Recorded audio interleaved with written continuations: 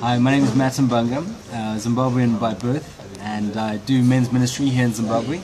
And a little bit about my story. Grew up here, played rugby, played water polo for Zimbabwe at school level, and got a scholarship to university in Texas.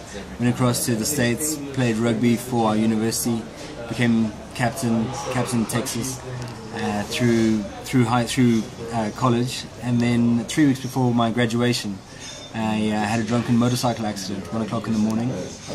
Spent the next 5 days in a coma, and then 5 months lying on my stomach. I'd lost the skin off 17% of my body, and then the next 9 months in a wheelchair. And during that time, the friends that I had, I'd become homecoming king a year earlier at the school, so I was surrounded by friends and party friends and rugby friends and all of that. And over the months that I spent in hospital, the crowds that used to come and visit every day just slowly dwindled and finally disappeared. And I was just broken in that time, just the loss of everything. I was told by the doctors that I'd be lucky to walk again, but certainly would never play sport again. That thing that gave me identity and meaning and purpose in life was just stripped away, and I couldn't see any reason for living. I never really contemplated killing myself. I didn't contemplate suicide, but I put myself in dangerous situations, kind of just hoping that something would go wrong. I went skydiving in a full leg cast. I went flying with my roommate, who was a pilot, or a trainee pilot, and I would go flying, and I'd dare him to stall and see if he could recover, and things like that, and kind of just ready for it to be over. And someone that I didn't know, I'd never met before, came and gave me a copy of Wild at Heart, left it beside my bed, and I looked at it, read the back cover, and it said Christian, and I said, "Are you kidding me? God, if God exists, I hate him. Why would I want to read a Christian book? Look at what he's done to me." And threw the book across the room.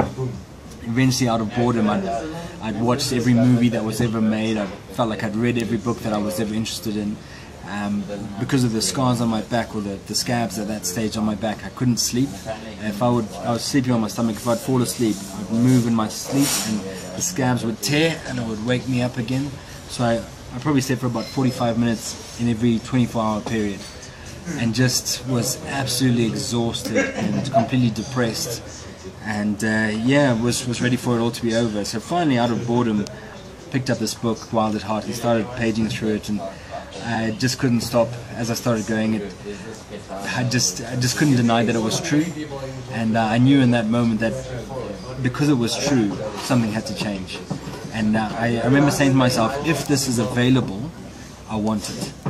So I went on the Wild at Heart boot camp, and I was still in Texas at the time. Went up to Colorado, went on the camp, and it just had an encounter with Christ, and just knew that there was a life, an adventure to be lived.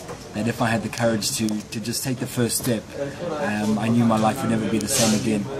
3 months after being on the camp, returned to Zimbabwe, and put myself in the Lord's hands, and began this life that I've now been here in Zimbabwe for the last 8 years, and coming more and more alive every day. Married now with a 2-year-old, and my wife's pregnant again, so expecting our second.